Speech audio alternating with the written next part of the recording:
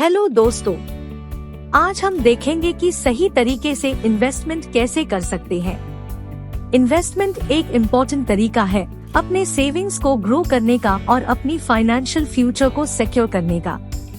यहाँ कुछ टिप्स हैं सही तरीकों से इन्वेस्ट करने के लिए, उन्हें ध्यान से समझें। लेकिन इससे पहले हर बार की तरह इस बार भी हम आपको याद दिलाना चाहते हैं कि अगर आप हमारे YouTube चैनल करियर सपोर्ट पर नए हैं तो अभी सब्सक्राइब बटन पर क्लिक करें। तो बिना किसी देरी के चलिए शुरू करते हैं।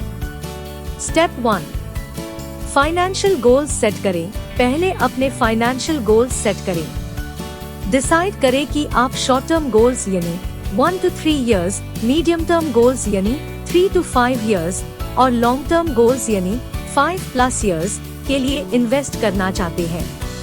गोल्स को क्लियरली डिफाइन करने से आपको अपनी इन्वेस्टमेंट स्ट्रैटेजी और टाइम होरिज़ोन समझने में मदद मिलेगी। स्टेप 2, रिस्क टॉलरेंस समझें। अपनी रिस्क टॉलरेंस को समझें, यानी कि आप कितनी रिस्क लेना चाहते हैं अपने इन्वेस्टमेंट्स में। High risk investments high returns के साथ आते हैं, लेकिन उनमें लॉस का रिस्क भी होता है। Low risk investment stable returns देते हैं, लेकिन उनका ग्रोथ रेट स्लो होता है। अपनी रिस्क टॉलरेंस के अकॉर्डिंग अपने इन्वेस्टमेंट्स चुनें। स्टेप 3, डाइवर्सिफिकेशन का ध्यान रखें। अपने इन्वेस्टमेंट्स को डाइवर्सिफाई करें, यानी कि एक हाई टाइप की एसेट में इन्वेस्ट ना करें। Stocks, bonds, real estate, mutual funds और अदर फाइनेंशियल इंस्ट्रूमेंट्स में अपने पैसे को अलग अलग तरीके से इन्वेस्ट करें। डाइवर्सिफिकेशन आपके पोर्टफोलियो की रिस्क को कम करने में मदद करता है। स्टेप 4, रिसर्च करें। हर इन्वेस्टमेंट ऑप्शन को अच्छे से रिसर्च करें। स्टॉक मार्केट में इन्वेस्ट करने से लेकर म्यूचुअल फंड्स, रियल एस्टेट और फिक्स्ड डिपॉजिट्स तक के ऑप्शंस को समझें। अपने फाइनेंशियल एडवाइजर से भी सलाह लें अगर जरूरत हो।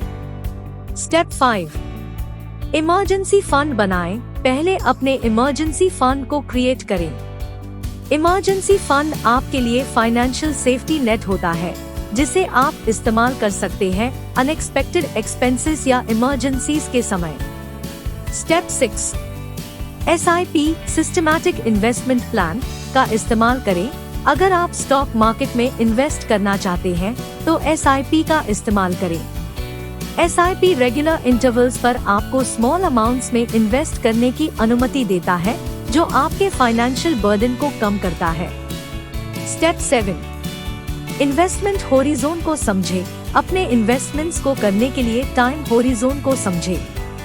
Long term investments typically provide higher returns, लेकिन उनमें पेशेंस और कंसिस्टेंसी की जरूरत होती है। स्टेप 8, फाइनेंशियल लिटरेसी बढ़ाएं।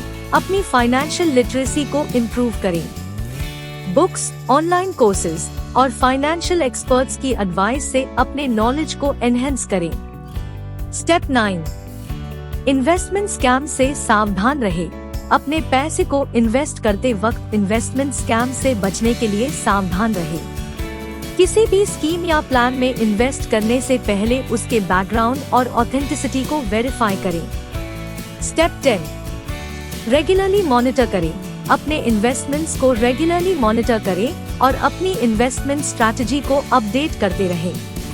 मार्केट कंडीशंस और अपने फाइनेंशियल गोल्स के अकॉर्डिंग अपने इन्वेस्टमेंट्स को एडजस्ट करें। इन्वेस्टमेंट करने से पहले अपने फाइनेंशियल सिचुएशन और फ्यूचर गोल्स को अच्छे से समझें। सही तरीकों से इन्वेस्ट करने से आप अपनी फाइनेंशियल स्टेबिलिटी और ग्रोथ को प्रमोट कर सकते हैं।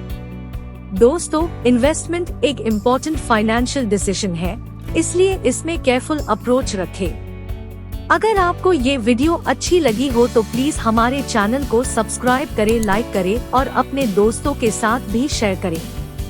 मिलते हैं अगले वीडियो में, तब तक के लिए धन्यवाद।